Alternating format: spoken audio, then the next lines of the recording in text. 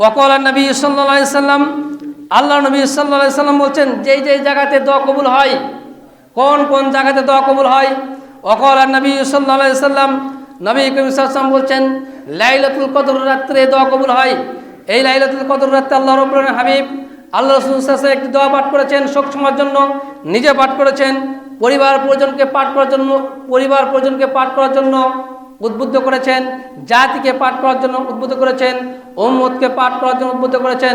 সেই দোয়াটি হচ্ছে, আল্লাহ মাগফিরলি আল্লাহুম্মা ইন্নাকা আফুউম তুহিব্বুল আফওয়া ফাফু আন্নি, আল্লাহ মাগফিরলি আফুকুম তুহিব্বুল আফওয়া ফাফু আন্নি। হে আল্লাহ, তুমি ক্ষমা করো, তুমি ক্ষমা করাকে পছন্দ করো। আল্লাহ, আমি গুনাহ করেছি, আল্লাহ তুমি আমার গুনাহগুলোকে ক্ষমা করে দাও, বলি সুবহানাল্লাহ। তাহলে আমরা লাইলাতুল কদর রাত্রে আল্লাহ রাব্বুল আলামিন বান্দার দোয়াকে কবুল করে থাকেন। লাইলাতুল কদর রাতে আল্লাহ রাব্বুল আলামিন বান্দার দোয়াকে কবুল করেন। লাইলাতুল রাত থেকে আমরা আমাদের জীবন থেকে রমজান মাসে পার হয়ে চলে যায়, আর আমরা রাত্রেবেলায় বিছানায় ঘুমিয়ে ঘুমিয়ে রাত কাটাই। লাইলাতুল কদর রাতে বান্দার দোয়া আল্লাহ পাক কবুল করেন। লাইলাতুল রাত্রে আল্লাহ রাব্বুল আলামিন বান্দার তাকদীরকে লিপিবদ্ধ করেন। আপনি কতদিন বাঁচবেন, কতদিন কি খাবেন, সব কিছু ভাগ্য নির্ধারণ হয় লাইলাতুল কদর রাত্রে, বলি সুবহানাল্লাহ। সম্মানিত উপস্থিতি, শুধু তাই নয়, আরাফাতের ময়দানে হাজীগঞ্জ, আরাফাতের ময়দানে লক্ষ লক্ষ হাজীগণ উপস্থিত হয়ে যায়। ওই আরাফাতের ময়দানে বলা হয়, লাব্বাইক আল্লাহুম্মা লাব্বাইক লা শারীকা লাকা লাব্বাইক ইন্নাল হামদা নি'মাতা লাকাল মুলক লা শারীকা লাকাল মুলক। আল্লাহ রাব্বুল হাবিব রাসূলুল্লাহ সাল্লাল্লাহু আলাইহি ওয়াসাল্লাম বলছেন, লাব্বাইক আল্লাহুম্মা লাব্বাইক, হে আল্লাহ, আমি তোমার এই জায়গাতে উপস্থিত, আমি তোমার এই জায়গাতে প্রেজেন্ট হয়েছি। আল্লাহ, তুমি আমাকে ক্ষমা করো, আল্লাহ তুমি আমাকে মাফ করো, আমার প্রতি রহম করো। আরাফাতের ময়দানে লক্ষ লক্ষ মানুষ হাজীগণ যখন আরাফাতের ময়দানে খোলা আকাশের নিচে জমিনের উপরে একাত্মবদ্ধ হয়ে এই জায়গায় আল্লাহ তাআলার নিকট চায়, আল্লাহ রাব্বুল আলামিন তাদেরকে মাসুম বানিয়া আরাফাতের ময়দান থেকে তাদেরকে বাড়িতে ফিরিয়ে দেয়, বলি সুবহানাল্লাহ। আরাফাতের ময়দানে দোয়া কবুলের সময়, লাইলাতুল কদর রাতে দোয়া কবুলের সময়। তারপরে ওয়াকাল নবী সাল্লাল্লাহু আলাইহি সাল্লাম, নবী করিম সাল্লাল্লাহু আলাইহি ওয়াসাল্লাম বলছেন, হাজীগণ যখন সাফা থেকে মারওয়া, মারওয়া থেকে সাফা, সাফা থেকে মারওয়া, মারওয়া থেকে সাফা যখন তারা সাই করে, দৌড়দৌড়ি করে, আর এই দৌড়দৌড়িটা আল্লাহ পাক এত পছন্দ করেছেন, এত পছন্দ করেন, যখন বান্দা যখন এই জায়গাতে দৌড়দৌড়ি করে, আল্লাহর বান্দারা যখন, তাই নয়, তারপর আল্লাহ রাসূল সাল্লাল্লাহু আলাইহি ওয়াসাল্লাম বলছেন, ও হাজিরা যখন হজের সময় ওই শয়তানকে যখন পাথর নিক্ষেপ করে, পাথর নিক্ষেপ করার সময় যখন তারা দোয়া পড়ে আর পাথর নিক্ষেপ করে, তখন আল্লাহ রাব্বুল আলামিন তার এই দোয়াকে ফেরত দিতে লজ্জাবোধ করেন। এবং আল্লাহ রাসূল সাল্লাল্লাহু আলাইহি ওয়াসাল্লাম বলছেন, রাতের শেষ অংশে বান্দা যখন সবাই ঘুমিয়ে থাকে, আমার কিছু সংখ্যক বান্দারা রাতের আরামের ঘুমকে হারাম করে দিয়ে, আরামের বিছানাকে হারাম করে দিয়ে, ঠান্ডা পানি দিয়ে ওযু করে, তারা শীতকে উপেক্ষা করে, ন্যাপকে মানে লাথি মেরে উঠিয়ে আমাকে সন্তুষ্ট করার জন্য, জাহান্নাম থেকে পরিত্রাণ পাওয়ার জন্য, জান্নাত পাওয়ার আশায় যারা গভীর রজনীতে রাতের তৃতীয় অংশে যখন তারা ওঠে আর আমাকে ডাকতে থাকে, আল্লাহ রাব্বুল আলামিন বলছেন, আমি আরশ আজিম থেকে সপ্তম আসমান থেকে প্রথম আসমানে নেমে আসি, আর বান্দাকে আমি ডাকি, ও আমার বান্দা, তোমরা কি অভাব আছো, আমার কাছে চাও। কে অসুস্থ রয়েছে, আমার নিকট থেকে সেবা চাও। কে ঋণগ্রস্ত রয়েছ, আমার নিকট ঋণ থেকে পরিত্রাণ চাও। কে কোন সমস্যায় পড়েছো, তোমরা আমার নিকট যে সমস্যা থেকে সমাধান পাওয়ার জন্য পরিত্রাণ চাও, আমি তোমাদেরকে সকল সমস্যাগুলোকে সমাধান বানিয়ে দেবো, বলি সুবহানাল্লাহ। রাতের তৃতীয় অংশে অর্থাৎ তাহাজ্জুদের সালাতের কথা বলা হয়েছে। এই জায়গাতে বান্দা যা চাবে আল্লাহ রাব্বুল আলামিন বান্দাকে তাই দিবেন, বলি সুবহানাল্লাহ। শুধু তাই নয়, আল্লাহ রাসূল সাল্লাল্লাহু আলাইহি ওয়াসাল্লাম বলছেন, সালাতের শেষে আল্লাহ রাব্বুল আলামিন দোয়া কবুল করেন। এবার আসুন, সালাতের শেষে আল্লাহ রাব্বুল আলামিন হাবিব রাসূলুল্লাহ সাল্লাল্লাহু আলাইহি ওয়াসাল্লাম কি বলেছেন?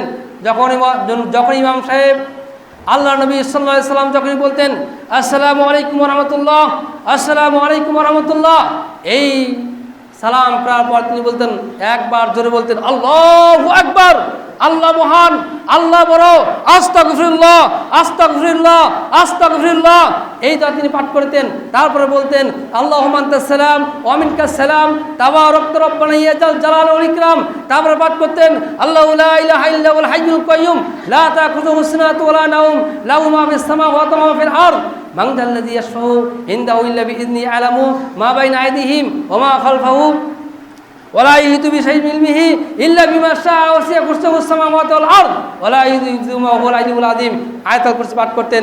তারপরে বলতেন ইয়া মুকাল্লিবাল কুলুবি সাব্বিত কলবি আলা দীনিকা, ইয়া মুকাল্লিবাল কুলুবি সাররিফ কলবি আলা আতাতিকা, আল্লাহুম্মা আরযুকনি শাহাদাতান ফি সাবিলিক ওয়াজআল মাউতি বি বালাদি রাসূলিক।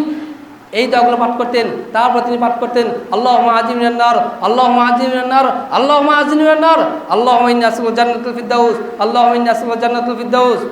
হে আল্লাহ তুমি আমাকে জান্নাত দান করো, হে আল্লাহ তুমি আমাকে জাহান্নাম থেকে পরিত্রাণ দাও। তারপর তিনি পাঠ করতেন এই দোয়াগুলো তিনি পাঠ করতেন।